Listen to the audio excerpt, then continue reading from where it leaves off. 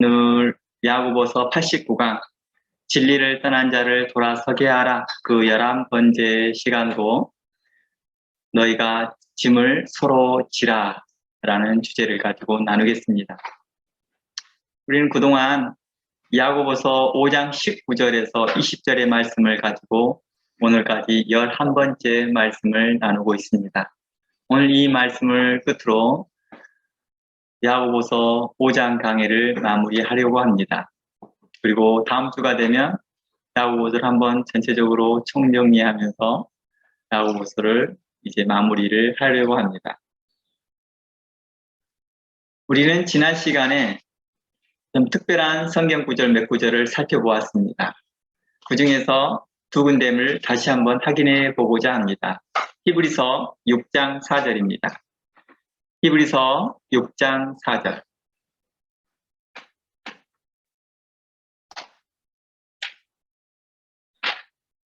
형제, 6장 4절입니다. 한번 빛을 받고 하늘의 은사를 맛보고 성령에 참여한 바가 되고 하나님의 선한 말씀과 내세의 능력을 맛보고도 타락한 자들은 다시 새롭게 하여 회개할 수 없나니 이는 그들이 하나님의 아들을 다시 십자가에 못 박아 드러내놓고 욕되게 함이라. 베드로후서 2장 20절. 만일 그들이 우리 주 대신 구주 예수 그리스도를 안으로 세상의 더러움을 피한 후에 다시 그 중에 얽매이고 지면 그 나중 형편이 처음보다 더 심하리니 의의 도를 안 후에 받는 거룩한 명령을 저버리는 것보다 알지 못하는 것이 도리어 그들에게 나으니라 라는 내용입니다. 한번 비침을 얻고 부패케 된 자는 다시 돌이킬 수 없다는 것은 표면적으로는 한 번 진리를 떠났으니 두 번 다시 돌이킬 수 없다라는 말씀처럼 보입니다. 그러나 실상 사도들과 복음 전하는 자들과 또 많은 경건한 형제들이 여러 번의 간곡한 호소와 간청에도 불구하고도 그 범죄한 형제가 진리로 다시 돌아오기를 거부하고 또 세상과 짝하고 세상과 벗이 되어서 살고 있는 형제들이 여러 번의 간곡한 그 경건한 사람들의 요청에도 불구하고도 진리로 돌아오지 않고 계속 그 자리에 남아있으려니 이제 그곳에서 하나님께서는 그들의 완악함을 꾸짖으시며 그대로 심판하겠다는 의지입니다. 즉 그들을 돌이키려고 애썼지만 그들이 돌아오지 않는 모습에 결단코 그들을 이대로 심판하시겠다는 하나님의 작정이시고 하나님의 의지인 거죠. 그러니까 진리를 한번 떠났기 때문에 너는 결단코 돌아올 수 없어 라는 뜻이 아니라 수없이 많은 간청에도 불구하고도 돌아오지 않는 자들에 대한 작정이신 거죠. 그런 의지인 거죠. 당시 사도 바울과 많은 사도들이 이 부분에 대해서 언급하였던 것들은 또 베드로를 비롯하여 이런 사도들이 언급하였던 것은 당시 할례당 같은 율법주의 사람들은 예수 그리스도를 구주로 믿고 메시아로 믿고 하나님의 아들로 믿으면서 동시에 그들은 아브라함과 맺은 영원한 언약 할례를 꼭 받아야 된다라고 주장하였습니다. 그들의 주장은 매우 성경을 인용하였기에 어떻게 보면 성경적으로 보일 수 있었습니다. 특별히 그들이 존경하고 그들이 가장 사랑하는 모세를 또 언급하며 모세 율법에 따라 안식일을 비롯하여 모든 절기를 지켜야지만이 된다. 제사법은 예수 그리스도로 말미암아 이제 변하였다 할지라도 이제 모든 절기는 지켜야 되지 않겠느냐. 그것이 곧 구원의 방편이요 복음적이요 성경적이다라고 그들은 100% 확신하였기 때문입니다. 그리고 자신들이 구원은 안전하다라고 확신했습니다. 그러나 성경은 우리에게 이렇게 말합니다. 갈라디아서 2장 16절 말씀에 사람이 의롭게 되는 것은 율법의 행위로 말미암는 것이 아니요 오직 예수 그리스도를 믿음으로 말미암는 줄 알므로 우리도 그리스도 예수를 믿나니 이는 우리가 율법의 행위로서가 아니고 그리스도를 믿음으로써 의롭다함을 얻으려 함이니라. 율법의 행위로서는 의롭다함을 얻을 육체가 없느니라 했습니다. 이곳에 율법의 행위라고 말하는 것은 그 대표적으로 할례를 의미했습니다. 이곳을 갈라디아서 2장 16절을 자세히 보면 어떠한 말이 나옵니까? 예수 그리스도를 믿음으로 말미암은 줄 알므로 우리도 그리스도 예수를 믿나니라는 말입니다. 여기에서 자세히 살펴보면 우리도 그리스도 예수를 믿나니라는 말을 합니다. 이 말이 무슨 뜻이에요? 바로 할례당이 주장하기를 우리는 성경적이다. 우리는 예수님을 믿는다. 그 예수님을 믿음으로 말미암아서 우리가 구원을 얻었다 이거죠.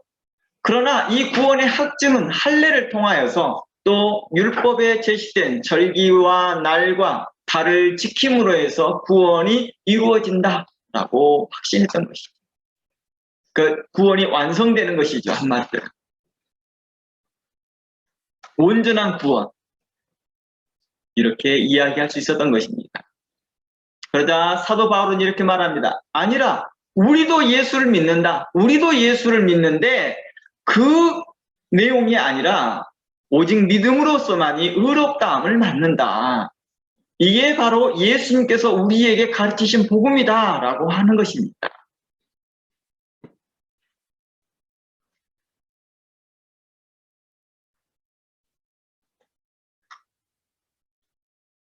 그러면서 로마서에서는 이렇게 말합니다. 그러나 성경이 모든 것을 죄 아래 가두었으니 이는 예수 그리스도를 믿음으로 말미암는 약속을 믿는 자들에게 주려 함이니라. 믿음이 오기 전에는 우리가 율법 아래 매인바되고 계시될 믿음의 때까지 갇혔느니라. 이같이 율법이 우리를 그리스도에게로 인도하는 몽학선생이 되어 우리로 하여금 믿음으로 말미암아 의롭다 함을 얻게 하려 함이니라. 믿음이 온 후로는 예수 그리스도를 이야기하겠죠. 우리가 몽학 선생 아래 있지 아니하도다. 너희가 다 믿음으로 말미암아 그리스도 예수 안에서 하나님의 아들이 되었다. 그러므로 그리스도와 합하여 세례를 받는 자는 그리스도로 말미암아 그리스도 안에서 하나님의 아들이 되었다. 누구든지 그리스도와 합하여 세례를 받는 자는 그리스도로 옷 입었느니라. 너희는 유대인이나 헬라인이나 종이나 자유자나 남자나 여자 없이 다 그리스도 안에서 하나이니라. 너희가 그리스도께 속하면 곧 아브라함의 자손이요 약속대로 유업을 이을 자니라 라고 이제 공포합니다.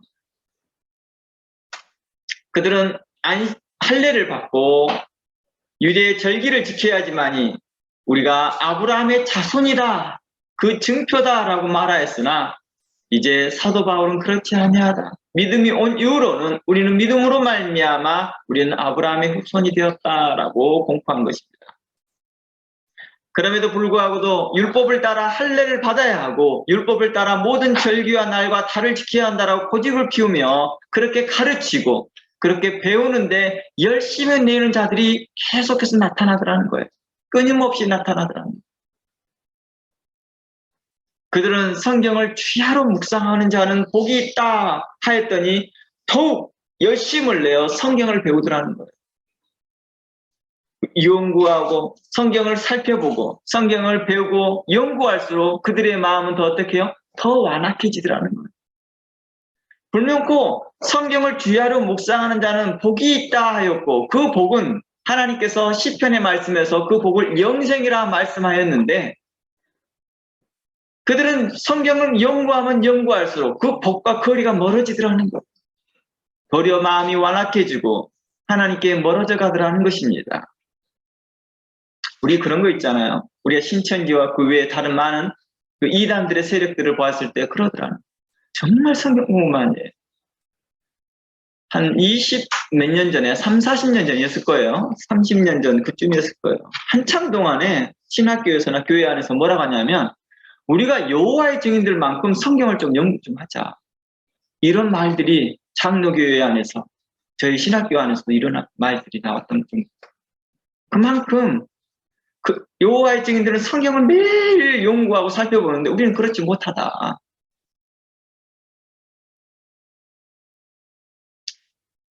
제가 하고자 하는 말의 포인트는 어디 있습니까?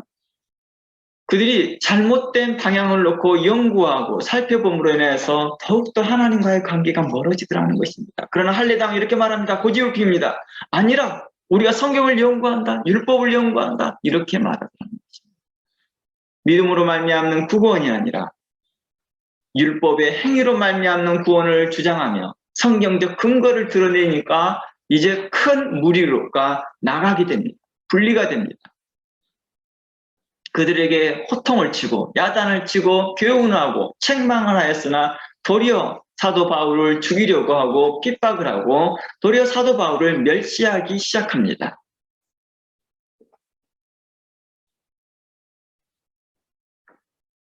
그들은 헛된 진리를 쫓아 성경을 열심히 연구하지만 결단코 진리에 이르지 못하였습니다. 또 어떠한 자들은 세상적 가치관을 따라다니며 세상적인 그 철학과 세상적인 학문을 조합하여 연구하는 영지주의자들도 있었습니다. 그들은 진리를 혼합하는 자들이요 진리에 떠난 자들이라 할 수 있습니다. 지금까지 그들의 행태를 보아서 이 사도들이 이제 이러한 말씀들을 할 때 그들의 행태를 보아 끝까지 돌아오지 않은 것 같이 보이지만 그래도 이러한 말씀을 듣는 이 순간에 또 나중에라도 괜찮니 늦게라도 회개하고 돌아오기를 바라는 마음에서 그들에게 강력한 경고를 합니다. 결코 돌아올 수 없을 것이다. 즉 표면적으로는 결코 돌아올 수 없다라고 하였으나 실상 그들에게 대하여 회개의 강한 외침을 말하고 싶었던 것이죠. 예수님께서 마태복음에서 이렇게 말합니다. 서기관과 바리새인들이 와서 예수님을 시험하여 이렇게 말합니다. 선생님이요, 어찌하여 모세는 이혼을 허락하였습니까? 라고 물어봅니다. 그랬더니 뭐라고 말합니까? 본래는 그렇지 아니하다. 본래는 너희들의 마음이 완악함으로 인하여서 그것을 허락하였다라고 말하는 것입니다. 그럼 뭘 의미합니까? 본래 의도가 그렇지 않았다는 거예요. 그러니까 성경의 맥락은 그렇게 말을 하였으나 본래 의도는 그렇지 않았다는 거예요. 본래 의도는 어떤 것입니까? 내가 결단코 그들을 죽일 것이다. 진리 한번 떠나니 내가 결단코 그 사람을 죽여버릴 거야. 그 사람을 심판해버릴 거야. 라고 하는 하나님의 의지가 있는 게 아니라는 것입니다. 하나님은 그러한 말을 듣고 그러한 책망을 듣고 그러한 엄중한 경고를 듣고 그러한 무서운 경고를 듣고 돌이키기를 바라는 것입니다.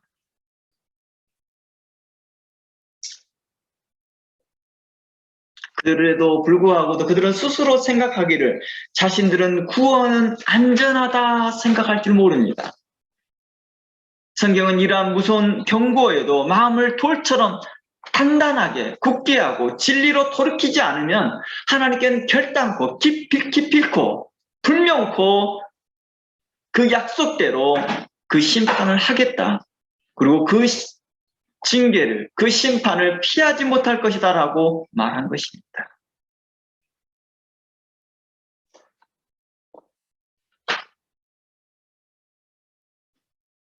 이제 사도들은 그렇게 진리를 떠났다 할지라도 또다시 죽게 돌아오기를 바라고 있었습니다.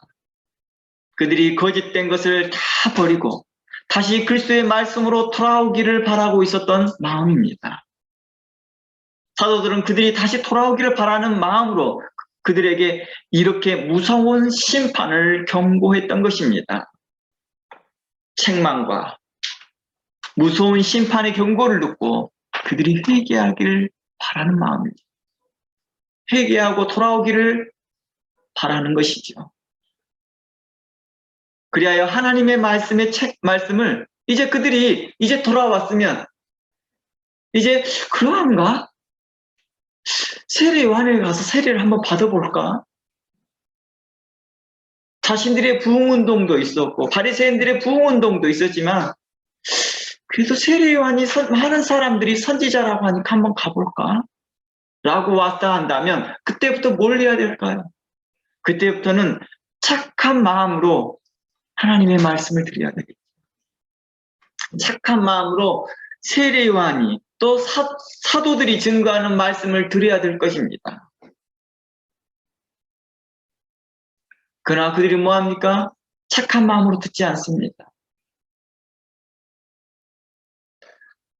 우리가 글을 쓸 때도요, 글짓기를 하거나 일반 글을 쓰거나 말을 할 때도요, 우리가 착한 마음을 갖잖아요. 좋은 마음을 갖잖아요. 그럼 좋은 글이 써집니다. 좋은 말을 하려고 하고요.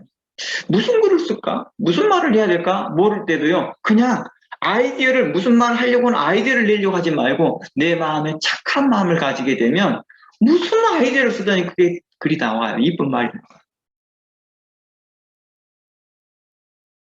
제가 이런 것들을 군대에서 참 많이 경험해 봤어요. 글을 쓰는데 글 주제를 뭘로 할까? 싹 돌아보다가 아무거나 눈에 걸리면 하나 쓰는 거예요. 기타? 기타를 쓰는데 내 마음에 선한 마음을 갖고 있으면 기타에 대한 선한 말들을 쓰더라는 거예요. 주제가 내 눈에 보이고 내 눈에 귀에 들리는 것이 다 주제인 것이죠.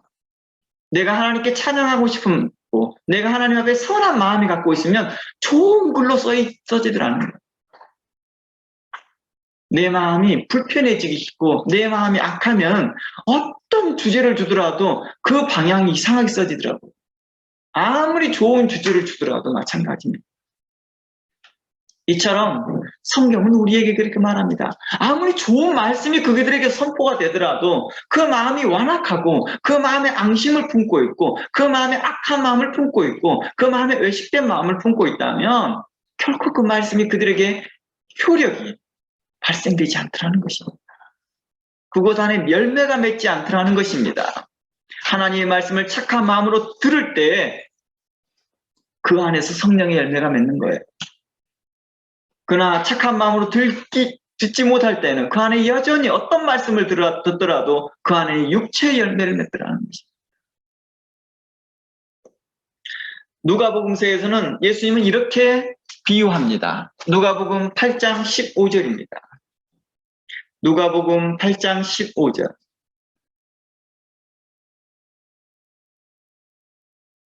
좋은 땅에 있다는 것은 착하고 좋은 마음으로 말씀을 듣고 지키어 인내로 결실하는 자니라 라고 말합니다.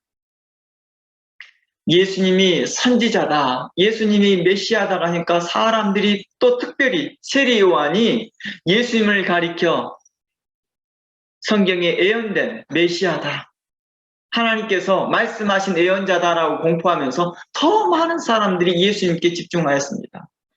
많은 사람들이 모였을 때 예수님이 이렇게 말합니다.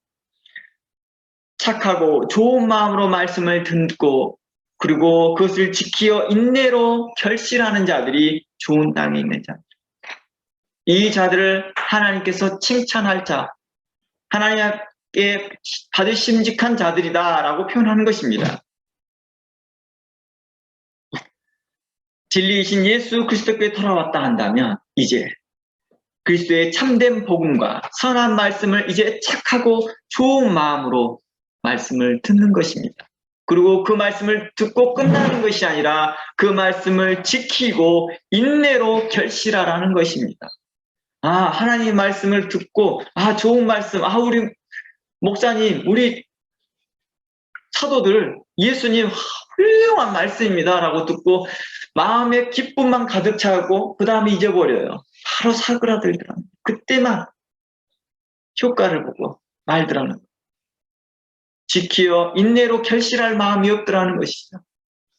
이것을 지키기 위해서는 인내해야 되는 것입니다. 소망을 갖는 것입니다. 그 말씀에 대한 확신을 갖는 것입니다. 한 번, 두 번 해보고 에이 안 되네. 포기하기 때문에 우리에게 그 말씀에 대한 믿음을 갖는 것입니다. 씨앗을 땅에 묻어놓고 한 3, 4일 기르고 싹이 안 나오네 하고 땅을 갈아엎어버립니다. 안 되는 거죠.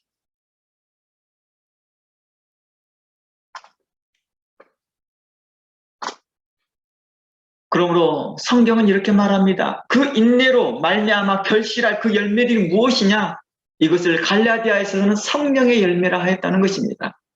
갈라디아에서는 이것을 성령 열매를 사랑이요, 희락이요, 화평이요, 오래 참음과 자비와 양성과 충성과 온유와 절제 등등의 많은 것으로 이야기하고 있더라는 것입니다. 이걸 고린도 전서에서는 이 사랑이라는 말로 표현해서 이것을 사랑의 열매라고도 표현했습니다. 이러한 성령의 열매를 맺기 위해서는 그리스도의 복음을, 참된 복음을 이제 착하고 좋은 마음으로 들으라라고 말하고 있습니다. 이제 진리에 돌아왔느냐? 진리에 돌아왔다 하면 그들은 이제 어떻게 해야 될 것이냐? 이제 진리를 만났느냐? 이제 착한 마음으로 들으라는 것입니다.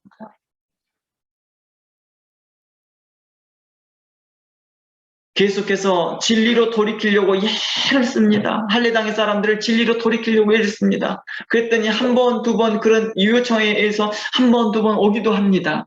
사도 바울의 말을 듣고 그래 볼까? 또 사도 바울의 영향을 받았던 사도 바울과 함께 경건한 성도들의 말들을 통하여서 그래 한번 말씀을 들어볼까 하고 옵니다. 그러나 그 마음이 어떻습니까? 이것이 자신의 상황에 자신의 것에 만족시켜주는 말을 듣기를 원했던 것이죠. 그러니 어떻습니까? 그러지 못하더라. 예수님은 그렇게 말합니다. 착하고 선한 마음으로 듣는 자가 열매를 맺을 것이라 라고 말합니다. 이제 진리에 왔느냐?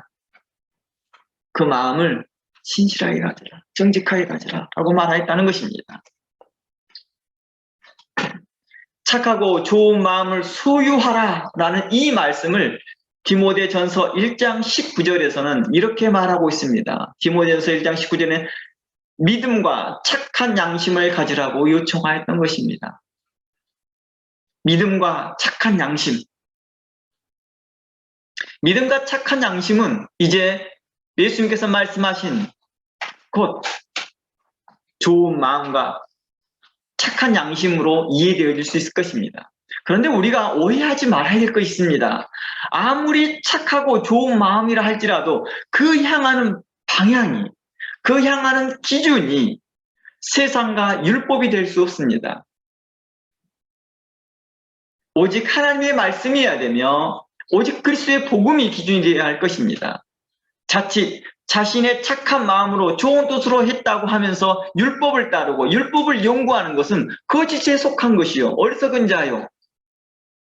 자기가 착한 마음으로 착한 뜻으로 했다고 하면서 세상의 철학을 연구하고 세상의 학문을 연구하고 그것을 연구했던 것을 성경과 조합하고 성경과 섞어서 이야기했던 그러한 영주의적 가르침과 오늘날의 그러한 성경을 가르치는 자들, 그들이 나는 착한 마음으로 했어요 라고 했으나 그들은 여전히 선악과를 따먹는 자와 같고 그들은 악을 행하는 자와 같고 세상과 벗이 되고자 하는 자와 같고 그는 어리석은 자라 말할 수 있습니다. 이는 또 다른 말로 말하면 거짓에 속은 호구와 같더라는 것입니다. 이것은 자신이 무엇이 맞고 틀린지를 구별하지 못하는 자기 스스로의 어리석음을 이야기하고 있는 것입니다. 이것은 더 정확하게 말하면 하나님의 말씀에, 진리의 말씀에 뭐 하지 못하는 거예요? 참여하지 못하는 거예요. 진실로 사랑하지 못하는 자라는 것입니다. 나 그런 거 있죠. 아, 나는 내 아내를 정말 사랑해요. 나는 내 아내밖에 몰라요. 그런데 이상하게 출입하는 곳은 그런 데를 출입하지 않은 거예요.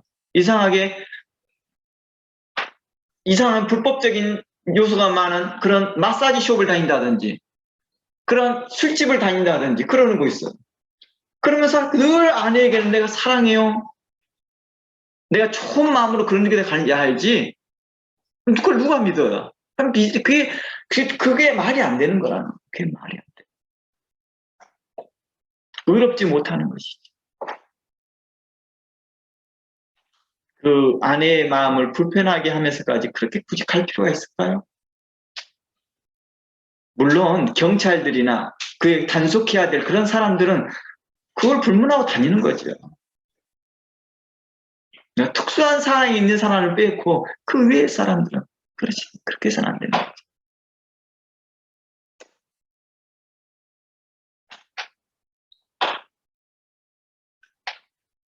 그러므로 우리에게 성경은 이렇게 말합니다. 착하고 좋은 마음으로 라고 말씀을 들으라는 것은 기본적으로 진리를 만나고 난 후를 이야기하고 있는 것입니다. 먼저 진리를 만났다 하면, 진리에 돌아왔다 하면, 진리 안에 먼저 거하고 났다 하면 그 후로 착하고 좋은 마음으로 말씀을 들으라는 것입니다. 이제 좋은 교회가 성정되어졌고, 이제 여러분들에게 합당한 그 개혁주의 교회, 복음주의 교회, 하나님의 선한 교회, 하나님의 말씀이 공포되어지고 복음이 선포되는 그 교회를 만났다 하면 이제 착하고 선한 말씀으로, 천한 마음으로 말씀을 들으라는 것입니다. 그리고 그 듣는 뿐만 아니라 그 말씀을 지키어 인내로 결실하라는 것입니다. 인내로 결실할 때만이 그때 성령의 열매가 맺더라는 것입니다. 듣고만 있으면 맺어지느냐? 어린아이 때는 맺어지죠. 커야 되잖아요. 그 열매가 커야 되잖아요. 그렇죠? 그 열매가 커야지 먹어지잖아요. 먹을 수 없는 열매로 있다가 사그라들면 안 되겠죠. 이번에 제가 이렇게 뇌진탕 치료를 하고 컨커션 치료를 하면서 농사를 지어보고 이런저런 과일나무를 심어보다 보니까 그런 걸 많이 더 느껴지는 거죠. 분명 그 과일은 맺어졌는데 못 먹겠어요. 충분하지 않은 거죠. 충분하게 맺어지지 못했던 거죠. 익지 못한 거죠. 왜 그럴까요? 나중에 이런 사람들이 처음에는 착한 마음으로 말씀을 들었다 할지라도 후에 또 이런 착한 마음과 그 선한 양심을 버려버린 자들이 나타나기 때문입니다. 이걸 버려버리더라고요. 예수님을 처음에 따랐던 자들, 그런 자들이 처음에는 예수님을 열심히 따라다닙니다. 그런데 그걸 떠나버리더라는 거죠. 사도 바울에게 있어서 처음에는 좋은 마음으로 함께 말씀을 듣습니다. 그런데 떠나더라고요. 그 대표적인 사람이 바로 우리가 지난주에 잠시 제가 언급했던 사람들입니다. 디모데전서 1장 19절 계속 가봅니다. 디모데전서 1장 19절 말씀에 믿음과 착한 양심을 가지라. 어떤 이들은 이 양심을 버렸다라고 말합니다. 처음에는 어땠습니까? 가졌다는 뜻이죠. 버렸다는 뜻은 원래부터는 가지고 있었다는 뜻이잖아요. 그 믿음에 관하여는 파선해버렸다. 그 가운데 후메노와 알렉산더가 있었다라고 말합니다. 그러면 후메노와 알렉산더는 본래 어디에 속했던 사람이라는 거예요? 사도 바울에게 함께 말씀을 배웠던 사람이라는 거예요. 또 여러 믿음의 사도들과 함께 말씀을 나눴던 사람이라는 거예요. 근데 이 사람들이 믿음과 착한 양심을 버렸대요.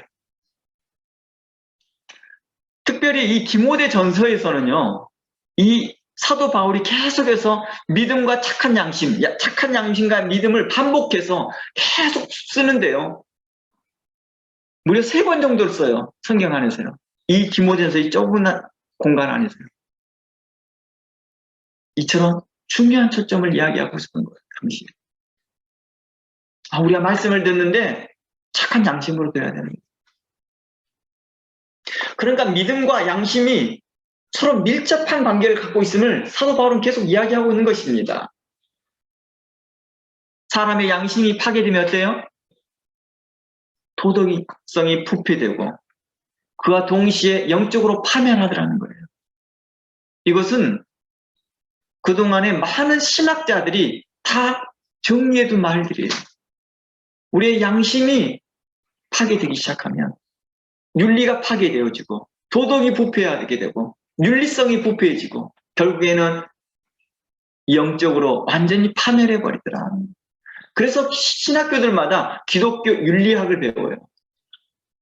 그 기독교 윤리학에서 그런 걸 다 말해주거든요. 나 예수 믿어요 하면서도 윤리적이지 못합니다. 도덕적이지 못합니다. 그러면서 말을 이상하게 해요. 성경을 오해한 거죠. 행위로 구원받지 못해. 행위로 구원받는 게 아니야. 이 사람들은 성경을 오해한 거죠. 거기서 말하는 행위는 사도 바울이 갈라디아에서 말하는 그 행위는 바로 율법의 행위를 이야기하고 있었던 것입니다.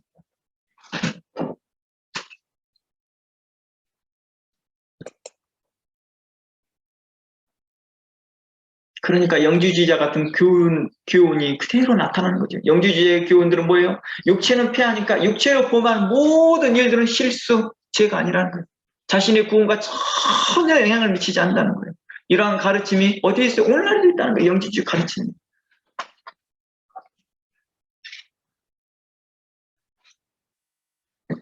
이곳에서 후메노와 알렉산더라는 사람들이 후에 사도 바울에게 열심히 말씀을 배우면서 나중에 뭐 했을까요? 그들이 교사가 됩니다. 교회 지도자가 돼요. 그 시점 됐을 때 그의 마음이 어떻게 양심이 부패해지더라는 거예요. 오늘날 우리도 많이 그래요. 목회자들이 되기 전까지는 참 신실해요. 목사로서 어느 정도 살 때까지도 참 신실해요. 그러다가 어느 시점에 딱 가벼버리면 목회자가 변질이 돼 있더라는 거예요. 부패해져 있더라는 거예요. 너무너무 심하게 부패해져서 어떻게 하느냐? 이들은 역사가에서 그 교회 역사에서 말할 때 에베소 교회 안에서 극단적인 이단자라고 표현하고 있습니다. 그들은 처음에 어떤 사람이었을까요? 사도 바울과 같이 믿음으로 말미암아 구원을 얻는다라고 말했던 사람들이 나중에 이들이 할례를 받아야 구원을 받는다. 율법주의자로 바뀌어버리더라는 거예요.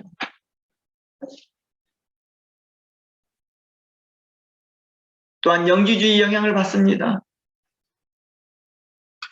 한 번 구원은 영원한 구원이라고 말하면서 그들이 육체로 범한 것은 아무런 죄가 되지 않아. 이렇게 그들은 가르치기 시작합니다. 그러며 금욕과 방종을 가르치기 시작합니다. 율법주의적 금욕과 육체로 범한 것은 죄가 아니다라고 방종을 가리키는 이러한 모습들. 그들의 이런 이단적 사상이 사도 바울과 이제 뭐가 돼요? 대립이 되겠죠.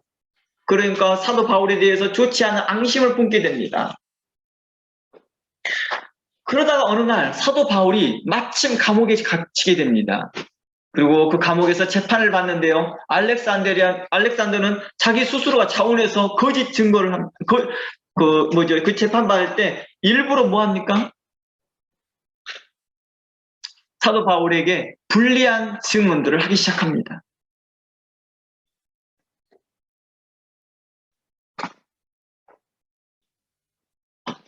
아마 그가 말한 그 증언들은 사도 바울이 전혀 하지 않았던 말을 하지 않았다는 거예요.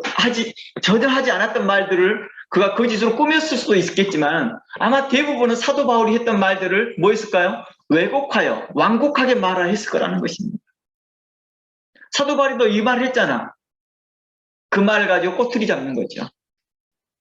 그러나 사도 바울이 말하려는 의도는 그런 의도가 아닌데도 뭐라 합니까?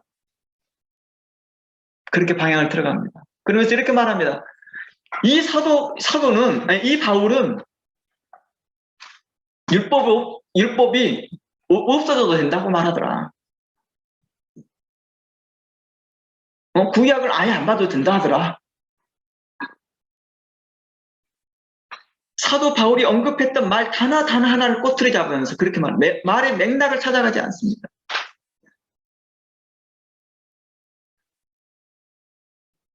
사도 바울이 했던 말을 왜곡하고 전달하는 것이죠. 마치 예수님을 재판에 넘겨줄 때 거짓 증거하는 자들과 같습니다. 그들은 어떻습니까? 예수님을 향하여 성전을 헐고 3일 만에 다시 일으키겠다고 하지 않았느냐. 우리 다 함께 마가복음서 한번 가봅니다. 마가복음서 14장 말씀 가봅니다. 56절 가볼게요. 마가복음 14장 56절 보면 이제 예수님께서 재판에 들어와 있습니다. 이제 이들을 재판으로서 이제 공식 쾅쾅쾅 찍어버릴 수 있도록 거짓 증거를 세우고 있는데 어떻게 하느냐? 예수를 쳐서 거짓 증거를 한 자가 많이 나타나니 그 증거가 서로 합하지 못함이라. 어떤 사람이 일어나 예수를 쳐서 거짓 증거 말하되 우리가 그의 말을 들으니 손으로 지은 이 성전을 내가 헐고 손으로 짓지 아니한 다른 성전을 사흘에 지으리라 하더라. 어때요? 예수님께서 이 말씀을 했어요, 안 했어요? 이와 유사한 말씀을 했다는 거예요. 이 성전을 헐라. 예수님께서 분명히 이 말씀을 했거든요. 이 말을 딱 꼬투리 잡아서 말하는 거죠. 예수님께서 이 성전을 헐라는 맥락은 뭐예요? 정말 이 성전을 헐어버려라 이 뜻인가요? 아니었죠. 이 안에서 합당한 예배가 드려지지 아니하고 합당한 기도가 드려지지 아니하고 건강한 예배가 드려지지 아니하니까 차라리 너희들이 이곳에서 회개해라. 차라리 하나님께서 이 성전을 문을 닫아버리기로 원할 정도로 너희 예배를 가증히 여긴다. 이런 맥락에서 말씀하신 거겠죠. 사도 바울이 했던 말도 그런 거죠. 그러나 방심을 품더라는 것입니다.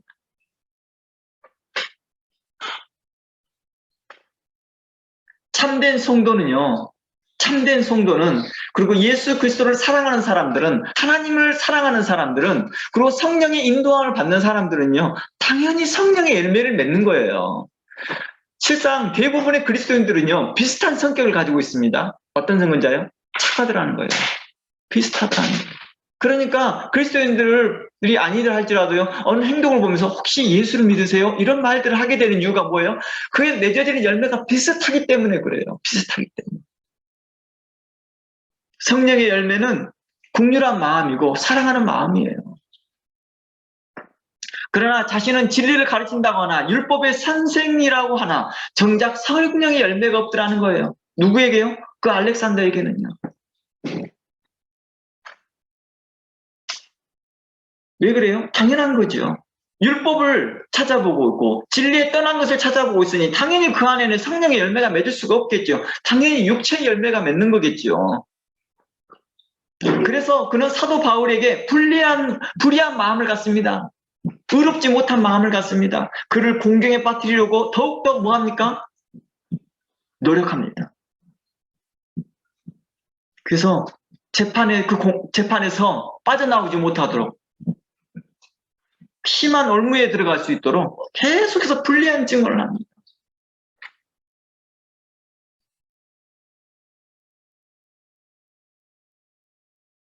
이렇게 악을 행하고 그 양심의 화인을 맞는 자처럼 불의를 행하는 자들, 그는 알렉산더였습니다. 본래는 그는 어땠습니까? 착한 마음과 선한 마음으로 하나님의 말씀을 듣다 그러더라는 거예요. 그들 안엔 결코 진리가 없습니다. 그러나 성경은 우리에게 뭘 말합니까? 성령을 따라 행하라 말합니다. 성령을 따라 행하는 자는 성령의 열매를 맺고 그 열매가 우리의 삶 가운데 나타난다고 말합니다. 그러겠죠. 당연히 그 열매가 우리 삶 가운데 나타나겠죠. 사랑과 희락과 화평과 오래 참음과 자비와 양성과 국률한 마음이겠죠. 잠언서요. 우리가 살펴봤던 이런 말씀이 있습니다. 잠언 24장 17절입니다. 잠언 24장 17절 말씀에 24장 17절 말씀 이런 말씀이 있습니다. 내 원수가 넘어질 때 즐거워하지 말라. 누구에게 하는 말이에요? 성도들에게 하는 말이잖아요. 정말 알렉산더가 정말 진리에 있었던 사람이라면, 정말 성령 안에 거했던 사람이라면 사도 바울과 관계가 좀 껄끄럽다 할지라도 사도 바울에 대해서 불리한 증언을 할 리가 없겠죠. 만약에 하나님의 말씀에 신실한 말씀을 따라갔다 한다면요. 잘됐다. 제가 교회의 치리의 문제에 대해서 이야기할 때도 이런 비슷한 이야기를 꺼내요. 교회에서 문제를 일으키니까 교회에서 막 문제가 있으니까 교회에서 치리하는 도중에 그 성도들이 나가버립니다. 그랬더니 성도들이 그래요. 어떤 남아있는 사람들이 아이고 그 사람들 나가 속이 시원하다. 이제 교회가 잘 될 것 같다고. 제가 그 말을 들으면서 그들에게 화를 냅니다. 뭐 옳지 못합니다. 그런 생각은. 안타까워해야 되고 그들을 다시 돌이킬 수 있는 방법이 무엇이 있는지를 논의해야 되는 것이 여러분들의 재직자의 문제입니다. 그런데 이런 말들이 성도들, 그것도 리더십에서 이런 말들이 나오고 있다니 너무나도 하나님이 기뻐하지 않습니다. 너무나도 악한 마음입니다.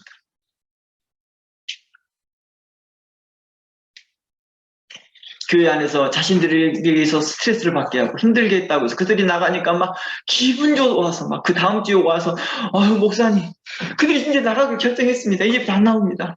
이제 내 마음이 너무 편합니다.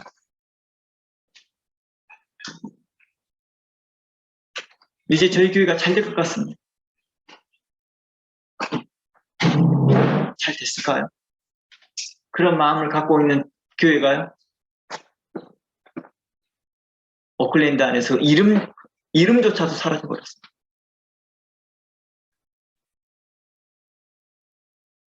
계시록의 말씀이 현재에도 일어나고 있어요. 이 촛대를 옮겨버리리라. 첫사랑을 식어버렸던, 첫사랑이 식었던 그 교회에 대하여 내가 그 촛대를 옮겨버리겠다고 하지 않습니까? 우리가 불의한 마음을 가지면 안 됩니다. 하나님 앞에 선한 마음과 선한 양심을 가지고 우리가 그들을 향하여 행여 우리에게 원수된 자라 할지라도 우리가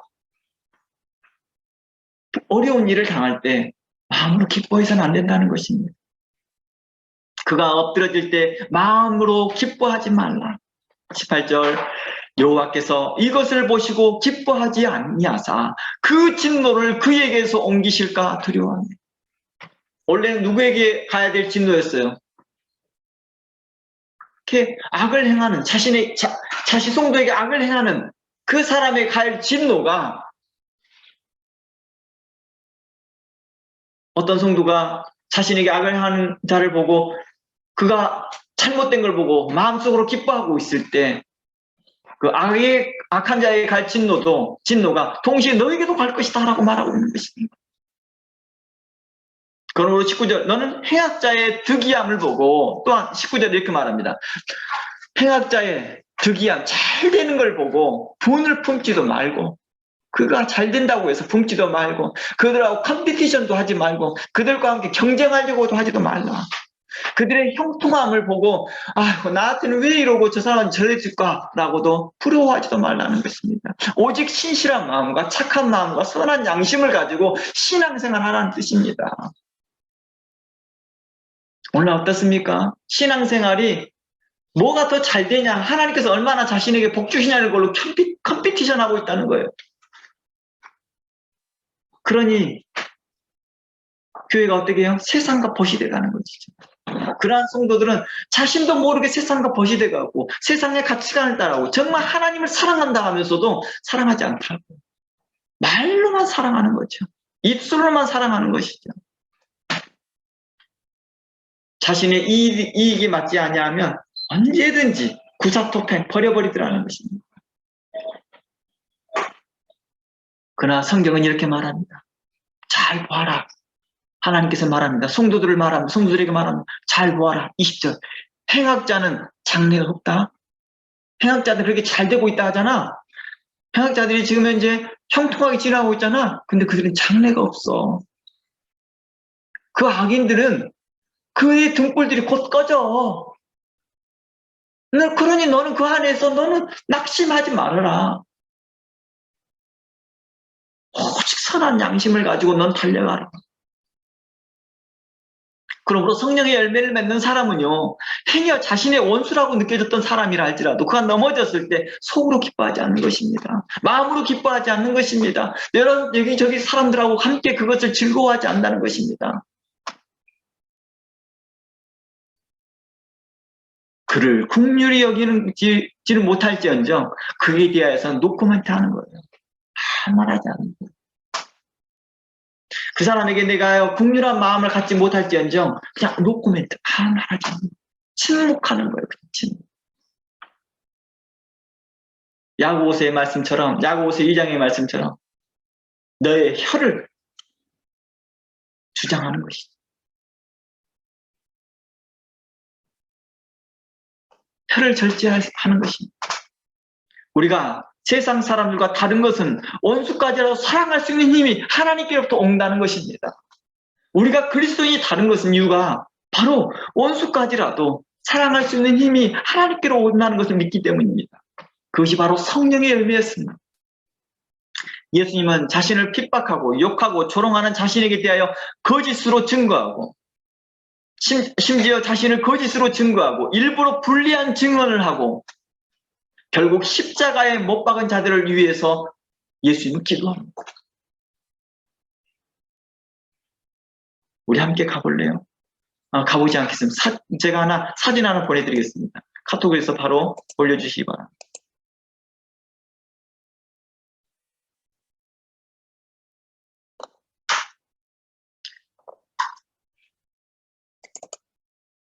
예수님께서 십자가에서 말씀하셨던 7원 가상이라는 게 있습니다.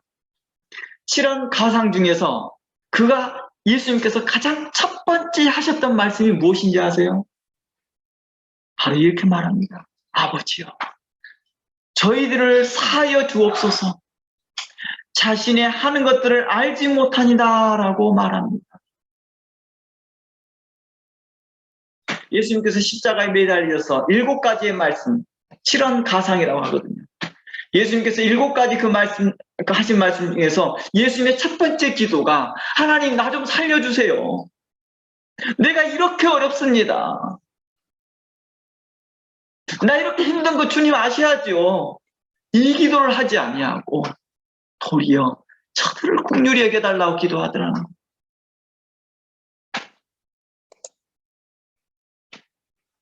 우리가 예수님의 마음을 본받는 것이고 하나님의 마음을 본받는 것이 우리가 하나님의 말씀을 배우는 그 기초 작업입니다. 모든 말씀을 배우고 우리가 하나님 예수 그리스도를 배우는 것이 바로 하나님의 마음을 본받는 것이고 예수 그리스도의 마음을 본받아 살려고 하는 것입니다. 자신을 위해 구하는 것이 아니라 도리어 자신을 조롱하고 핍박하고 욕하고 십자가에 못 박은 자들을 위하여 하나님 저들을 긍휼히 여겨 주시옵소서. 죄를 용서하여 주시옵소서라고 하더라는 것입니다. 이는 참으로 놀라운 일입니다. 예수님 우리에게 이러한 마음을 본받고 살기를 원하고 있습니다. 사도 바울은 이러한 예수님의 마음을 본받아 살고 있었습니다. 자기 자신을 핍박하고 욕하고 심지어 죽이려고 쫓아다녔던 그 사람들에게 대하여서 이렇게 말합니다. 내가 그리스도에게서 끊어질지라도 내가 너희들이 구원받기를 원하노라 할 정도로 그들이 구원받기를 바라더라는 거예요. 그들이 진리를 돌이키기로 다시 진리를 떠나서 자기 신을 핍박하고 자신을 욕하고 자신을 대하여 불의한 말을 한다 할지라도 여전히 사도 바울은 그가 진리를 알기를 바라고 있더라는 것입니다. 사도 바울은 진리를 떠난 자신을 핍박하는 유대인들을 이제 형제라 심지어는 부르더라는 거예요. 형제들이요. 그런 힘이 어디에서 나왔을까요? 그런 힘이 어디에서 있었을까요? 이건 분명코 사도 바울의 개인의 인격은 아니었을 것입니다. 그것은 바로 예수 그리스도께서 자신에게 베풀어준 그 사랑을 기억했던 것입니다. 자신은 어떤 사람이었습니까? 예수를 믿는 자들을 죽이려는 사람들이었거든요. 자신과 생각이 다른 사람들은 어떻게 하든 원수를 갚는 것이었습니다. 하나님에 대해서 저렇게 함부로 말한 자들은 내가 결단코 죽이리라 했던 그 안갚음 있는 자들이었습니다. 그러나 그가 바뀌었습니다. 자기가 있는 참된 진리와 거부되어 다른 이야기를 하고 있다 할지라도 그걸 대적하고 있다 할지라도 자신을 비방하고 있다 할지라도 여전히 그들을 향하여서 그들이 참된 진리를 알기로 나누고 긍휼한 마음을 가졌다는 것입니다. 사도 바울은 자신이 받았던 그 하나님의 그 은혜, 하나님의 그 크신 사랑, 예수 그리스도의 그 놀라운 그 은혜를 감사하고 감격했던 사람이었습니다. 그렇기 때문에 이게 가능했던 것이죠. 우리가 예수 그리스도의 사랑에 감격하고 예수 그리스도의 구원의 은총에 감격하고 기뻐하고 있다 한다면 우리가 이렇게 살 수 있다는 것입니다. 내 힘이 내 인격으로 하는 게 아니라 예수 그리스도께 주신 능력으로 하나님께서 주신 그 능력으로 할 수 있다는 것입니다. 우리가 이웃을 사랑하는 그때 우리의 힘으로 하지 아니하고 예수 그리스도께 주신 그 은혜로 능력으로 하더라는 것입니다. 어느 때 가능하다고요? 예수 그리스도의 그 사랑을 기억할 때, 그걸 감격할 때 가능하더라는 것입니다. 이는 우리가 성령을 따라 행하는 것이며 그 성령을 따라 행함으로 맺어진 그 열매로 가능하더라는 것입니다. 이제 다시 설교의 초점으로 돌아보겠습니다. 우리는 아무리 진리를 오래 떠난 사람이라 할지라도 혹 교회 안에서 많은 문제를 일으켰던 사람이라 할지라도, 그리고 자신을 욕하고 핍박하고 자신의 말을 왜곡하여 자신을 궁지에 몰아넣고 수군거린 사람이 있다 할지라도 우리는 그들에게 온유한 마음으로 그들을 책선하고 교훈하고 책망하고 바르게 인도하는 데 힘써야 할 거라는 것입니다. 그러면 우리는 이러한 자들에게 대해서 어떤 자세로? 섬기는 마음으로, 그리고 인내와 용기와 믿음을 갖고 그들을 어떻게 해야 될까요? 책선해야 돼요. 바르게 인도해야 되죠. 전에도 말했지만 온유하게 대하라 했더니 그냥 가만히 놔두는 게 아니라는 것이었습니다. 불의한 것을 보고 기뻐하지 않는 것입니다.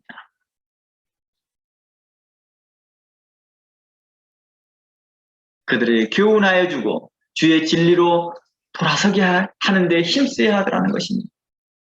심지어 그들이 회개하고 주께 돌아올 수 있도록 크게 책망을 해서라도 그들을 돌이켜야 되더라는 것입니다. 하나님의 아버지의 마음을 본받는 자라면, 예수 그리스도의 마음을 본받는 자라면, 하나님 아버지의 마음을 본받는 자라면 그를 꾸짖어라도 진리로 돌아서게 해야 하는 것입니다. 히브리서의 말씀에 이렇게 말합니다. 히브리서 12장 5절 말씀에 또 아들을 고나는 같이 너희에게 고나신 말씀을 잊었도다 일렀으되 내 아들아 주의 징계하심을 경히 여기지 말라. 그의 꾸지람을 받을 때 낙심하지 말라. 주께서 그 사랑하는 자를 징계하시고 그의 받으시는 아들마다 채찍질하시니라. 너희가 참으면 징계를 받기 위함이라. 하나님의 아들과 같이 너희를 대우하시나니 어찌 아비가 징계하지 않는 아들이 있으리요. 징계는 다 받는 것이거늘 너희에게 없으면 사생자요 참 아들이 아니니라. 이 말을 아버지의 마음을 본받는 마음으로 한번 적용해 본다면 이렇게 적용될 수 있다는 거예요. 우리에게 있는 형제에 대하여서 그를 참으로 사랑한다면, 그리스도 안에서 그를 사랑하려고 한다면 어떻게 하라는 거예요? 채찍질 해주라는 거예요. 그 사람을요. 그 사람에게 꾸지람을 해주라는 것입니다. 만일 채찍질도 안 하고 꾸지람도 하지 않는다면 뭐 한 것 같아요? 사생자와 같게 하더라는 것입니다. 즉 우리가 범죄한 형제에 대하여 하나님이 어떻게 하시겠지 하고 놔둔다면 그 형제를 마치 자신과 상관없는 사생자처럼 버려둔 것 같다라는 것입니다. 마치 삐뚤어진 맏아들이 자신의 형제가 밖에 나가서 어떻게 하고 살고 있든지 뭐 아버지가 알아서 하겠지 하고 놔둬버리는 거죠. 그러지 말라는 것입니다. 혹 그 책망이 그 형제에게 어려움을 줄 수 있지만은 그 어려움을 성령의 힘으로 스스로 이겨내리라는 신뢰감도 또한 가지라는 것입니다. 우리 그런 거 있잖아요. 우리가 책망하고 나면 실상 책망하는 사람도 마음이 불편하거든요. 근데 또한 이렇게 신뢰하는 것입니다. 이 책망을 듣고 스스로 돌이킬 수 있을 것이다. 성령의 힘으로 그가 스스로 돌이킬 것이다. 그가 전에 착한 마음과 선한 양심을 따라 말씀을 배웠던 것들처럼 다시 하나님의 말씀을 다시 들을 것이다. 이런 기대를 갖는 것입니다. 하나님께서 그 형제를 사랑하심으로 그 마음에 회개케 하는 마음을 주실 것이다 바라는 것이죠. 혹 진리에서 오랫동안 떠나 있었고 오랫동안 진리를 핍박하고 거부하고 무시하고 업신여겼다 할지라도 회개하고 돌아오기를 바라는 것입니다. 회개하고 돌아오기 시작하면 그때부터 그 사람에게 필요한 게 뭐라고요? 착한 마음과 선한 양심으로 듣기를 바라는 거예요. 그리고 그것을 인내로 지키어 성령의 열매를 맺어지게 하는 것입니다. 마치 요나의 말을 듣고 완악한 니느웨 성 사람들이 회개하고 돌아온 것처럼 그들이 어떻게 완악한 자라 할지라도 요나의 말을 듣고 회개하기를 바라는 것입니다.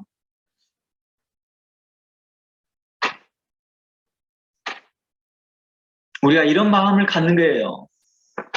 요나서 3장 7절 말씀 보면 왕이 이런 말을 합니다.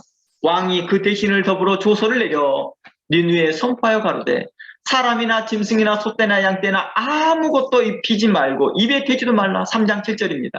곧 먹지도 말 것이요 물도 마시지 말 것이나 8절 사람이든 짐승이든 다 굵은 배를 이룰 것이요 힘써 여호와께 부르짖을 것이며 자기의 악한 길과 손으로 행한 강포에서 떠날 것이니라. 놀랍잖아요. 왕이 이런 말들을 직접 다 해줍니다. 왜 이런 말들을 하셨을까요? 요나가 이런 말들을 했던 말에 대해서 듣고 자신이 마음의 양심에 가책을 느낀 거지요. 그 양심의 가책을 느끼고 그 양심에 나온 호소를 하는 것입니다. 왕이 양심을 걸고 호소를 하는 거예요. 우리가 악한 길에서 떠나자. 우리가 행한 강포에서 떠나자. 9절 하나님이 혹시 뜻을 돌이키사 이렇게 말합니다. 하나님이 혹시라고 말합니다. 우리가 이렇게 하면 하나님께 결단코 우리를 용서해 줄 거야 이렇게 말하지 않습니다. 그는 철저하게 겸손하고 하나님의 그 작정하심을 돌이킬 수 없다 할지라도 작은 실마리를 갖고 하나님 혹시라도 우리를 긍휼히 여겨주지 않을까 하는 그런 마음으로 말합니다. 혹시 뜻을 돌이키사 하나님께서 이미 작정하시겠다고 심판하신 그 심판을 돌이키지 않을까? 그 진노를 그치사 우리로 멸망치 않게 하실까? 그러지 않을 줄 누가 알겠느냐? 오직 누구를 인정한 거예요? 오직 모든 주권자는 하나님의 뜻을 인정합니다. 우리 그런 거 있죠. 재판관이 결정한 거예요. 무죄. 그러면서 그를 대신할 그 죄값을 대신할 자가 있다. 그랬더니 사람들이 웅성거리며 누구입니까? 아니 이렇게 큰 죄악을 지은 사람이 재판관이 저 사람에게 무죄를 주다니요. 그 죄를 대신할 사람이 있어. 내 아들이다. 내 아들이 십자가에서 그 모든 죄를 대신하여 질 것이라. 내가 내 아들을 내어주면 바로 그게 아버지의 사랑이었습니다. 하나님께서 우리를 사랑하신 그 사랑을 이렇게 나타나신 바 되었더라는 거예요. 로마서에서는 하나님께서 우리를 어떻게 사랑했습니까? 하나님께서 우리를 사랑하시고 그 아들을 우리 십자가에 죽이심과 같이 우리를 사랑합니다. 십자가에 죽이신 만큼 우리를 사랑하였다라고 표현하는 것입니다. 그러면 10절 이렇게 말합니다. 하나님이 그들의 행한 것, 곧 악한 길에서 돌이켜 떠난 것을 감찰하시고 그 뜻을 돌이키사 그들에게 내리라 하신 말씀하신 재앙을 내리지 아니하시리라. 그러므로 에스겔서의 말씀에서 늘 반복해서 말하지만 하나님께서 악인이 만일 그 행한 모든 죄에서 돌이켜 모든 율례를 지키고 정의와 공의를 행한다면 반드시 살 것이라고 말합니다. 정의와 공의를 행한다면 말입니다. 하나님은 혹시 그 뜻을 돌이키지 않을까? 그러므로 진리를 돌아온 자들에게 이렇게 말하는 것입니다. 정의를 행하고 공의를 행하시고 하나님의 말씀을 따라 행하십시오. 선한 양심과 착한 양심을 가져야 됩니다. 그런다면 그 범죄한 것이 하나도 기억되지 않을 것입니다. 그 행한 모든 공의로 살 것입니다. 라고 말합니다. 그러나 그렇지 아니할 경우에 하나님께서는 결단코 심판하시겠다는 것입니다. 그러면 이렇게 말합니다. 내가 어찌 악인이 죽는 것을 조금인들 기뻐하겠느냐?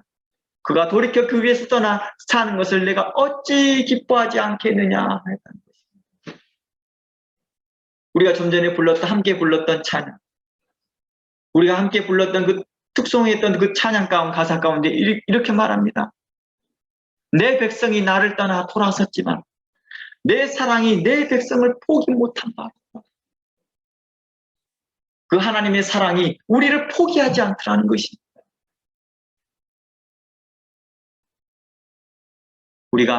우리 모두가 이런 하나님의 사랑을 받는 자들이라고.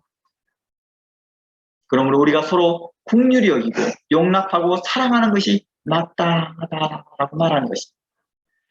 그러므로 갈라디아서 6장에서 이렇게 말합니다.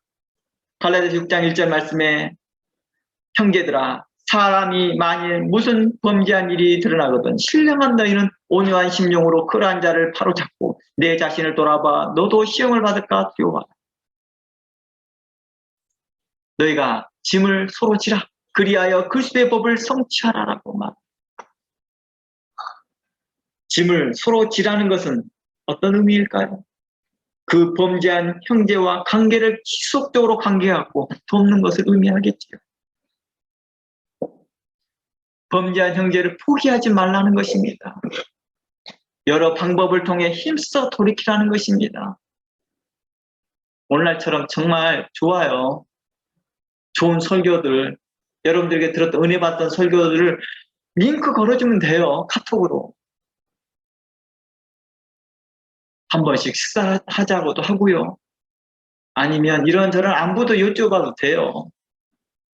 사도 바울은 자기를 핍박하고 욕하고 있는 자들에게 대하여서도 형제들이, 부형들이요. 이렇게 말할 정도에는 우리가 그런 말들은 차마 못한다 할지라도 우리가 이렇게 할 수 있잖아요. 잘 지내고 있나요?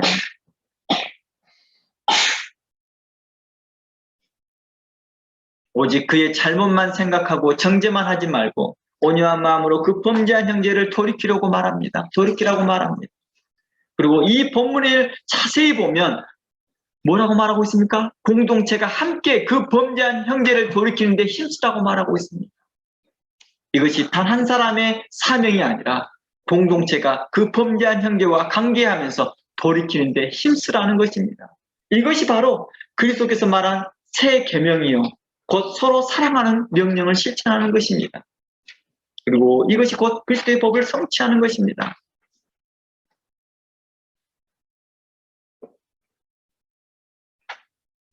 우리가 잘 알고 있는 고린도서 13장 말씀만 가봅니다.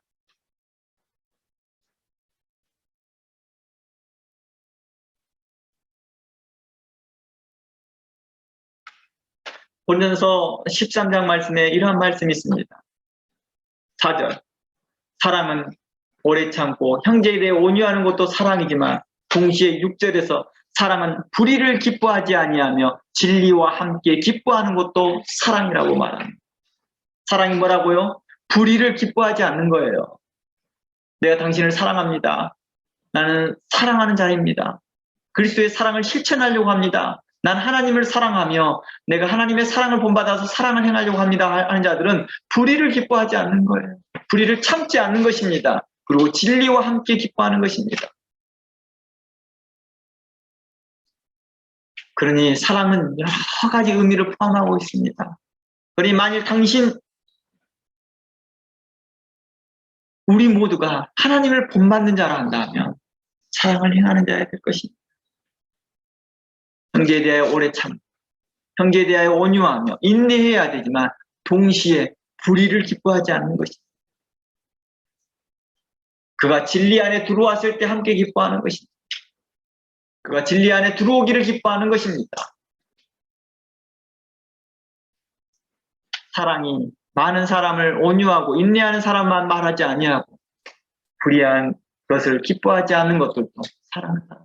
저 사람 성격이 너무 강해. 그게 아니죠. 그가 하나님을 사랑했기 때문에 그렇게 강한 거죠. 사도 바울이 뭐예요? 너무 성격이 강하게 나타납니다. 예루살렘 갔으면 오래간만에 예루살렘 갔거든요. 보고 그때만 해도 교통수단도 없고 연락수단도 적었기 때문에 한 번 만나면 얼마나 기뻤겠어요. 그래도 그리스도 안에 있는 한 형제들이니까요. 정말 기뻤을 텐데 예루살렘 총회 딱 갔는데 인사도 안 해보입니다. 몇몇 형제들하고 인사도 안 해요. 그래갖고 말합니다. 갈라디아에서 그 말을 씁니다. 내가 왜 인사하는지 아니? 그 사람들하고 악수조차도 하는지 아니? 그들이 할례당의 교훈을 받고 있었기 때문이야. 근데 내가 그 악수를 하면 자신이 하는 말이 맞다라고 착각하기 때문에 그럽니다. 내가 그들의 불의한 것을 기뻐하지 않아.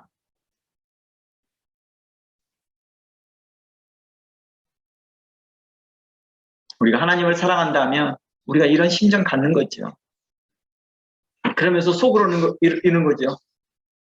너희가 참으로 진리를 알기로 너희가 진리를 또다시 알기로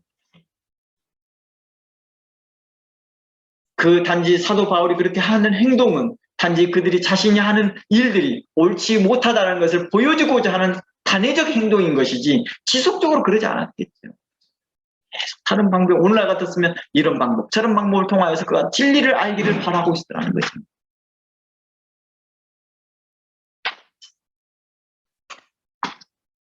근데 만일 진리를 기뻐한다고 하면서 진리를 떠난 자들에 대해서 아무런 행동을 하지 않고 양심의 행동을 하지 않는다면 이는 무정한 자이겠죠. 그리고 그 범죄를 동조하는 자입니다. 방조죠, 한마디로. 그 범죄를 방조하는 자요. 불의를 보고도 그 심령이 요동이 없는 자요. 무자비한 자라 할 것입니다. 이러한 사람은 진리에 있다고 하나 진리를 기뻐하지 않고 자신의 안전을, 진리를 자신의 안전에 이용할 뿐이라는 것입니다. 그들은 말로는 그 범죄한 형제를 보고 안타깝다 말하나 정작 그 형제를 진리로 돌이키는데 책선도, 책망도, 교훈도 전혀 하지 아니하고 지혜 가서만 수근수근 거리고 있더라는 것입니다. 안타깝다. 이걸로 끝. 그 말을 듣고 계신 하나님께서 이렇게 말한, 내가 너가 더 안타깝다 이렇게 하십니다. 그러므로 우리에게 이렇게 말합니다. 너희는 서로 사랑하는 데 힘쓰라.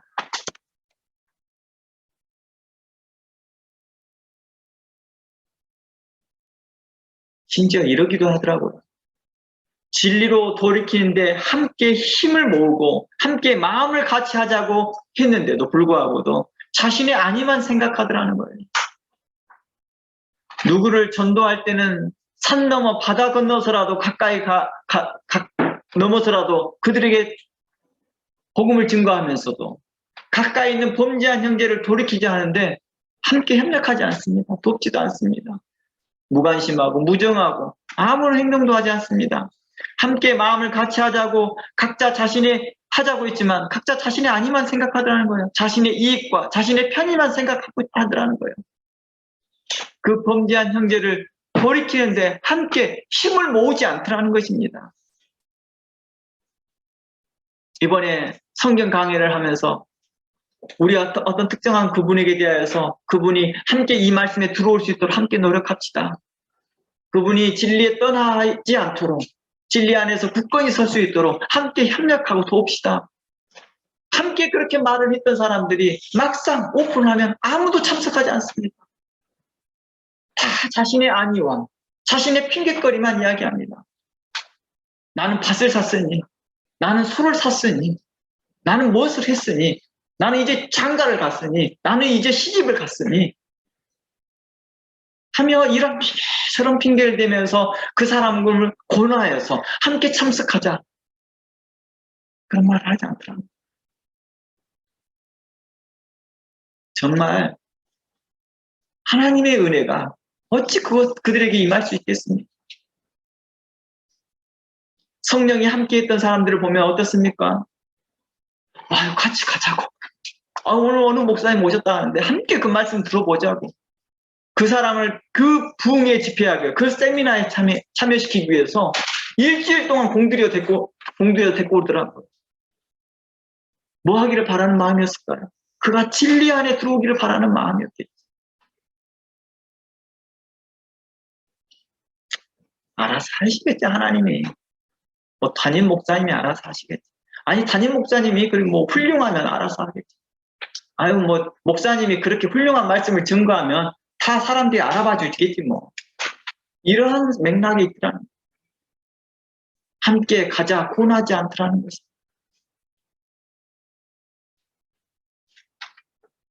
예수님께서 병든 자들을 치료하실 때 보면요, 놀라운 일들을 말합니다. 그 가족들 중에서, 그 친구들 중에서 그 환자를 고치려고 하는 그 국률한 마음을 보시고 너의 믿음대로 될 것이다. 지붕을 뚫고 그 친구들이 중풍병자를 내릴 때 너희들은 믿음대로 될 것이다.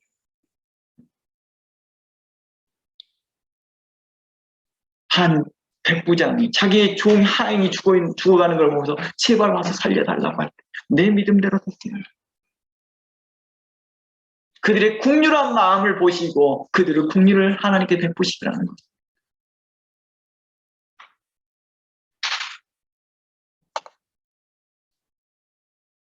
마치 교회가 범죄한 성도를 치리하는데 그 치리에 함께 마음을 같이 하지 않습니다.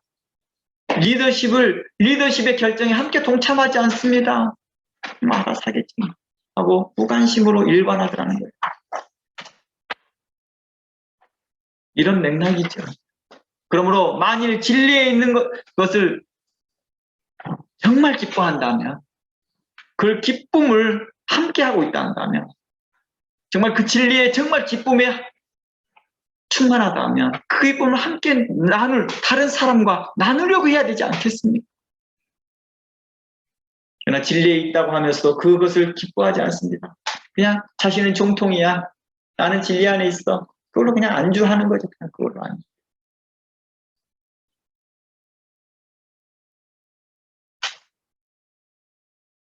그러므로 만일 여러분들이 진리에 현재 있다는 것을 기뻐하고 그 진리에 감사하고 있고 그 진리에 감격하고 있다면 다른 사람과 나누는 것이 자연스러운 것입니다. 그게 합리적인 것이고 그게 상식적인 것입니다. 그게 성도로서 상식적인 것이고 그게 성도로서 합리적인 행동이고 그게 성도로서 자연스러운 행동이라는 것입니다.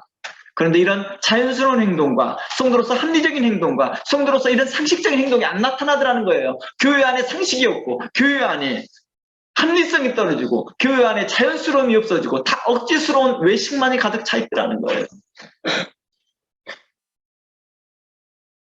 진리에 있다고 하면서 다른 사람과 전혀 나누지 않을 뿐만 아니라 범죄한 형제를 돌이키려는 마음이 1도 없더라는 거예요. 함께 그 범죄한 형제를 돌이키려고 해도 무응답, 같이 합시다 해도 무응답, 함께 지혜를 모으자 해도 무덤덤,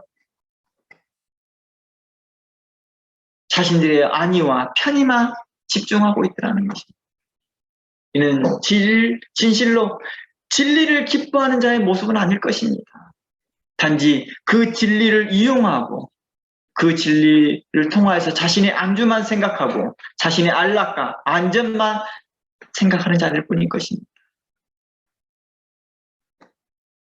진리를 기뻐하는 자는 함께 진리에 관한 형제와 함께 감사하고 기뻐하는 것일 뿐만 아니라 다른 사람도 그 진리에 거할 수 있도록 긍휼한 마음과 의로운 마음과 선한 마음과 선한 양심과 착한 양심과 착한 마음을 갖는 자들이어야 되겠죠. 그들에게 참된 성령의 열매가 맺을 것입니다. 이것이 성경의 초점이고 야고보서 5장에서 하고자 하는 말이었으며 야고보서 2장에서 말한 최고의 법, 곧 그리스도의 법을 성취하는 것이고 사랑을 실천하는 것입니다. 우리가 이랬으면 좋겠습니다. 그리스도의 법을 세우고 그리스도의 법을 성취하며 그리스도의 말씀을 따라가며 우리가 서로 사랑하는 데 힘썼으면 좋겠습니다.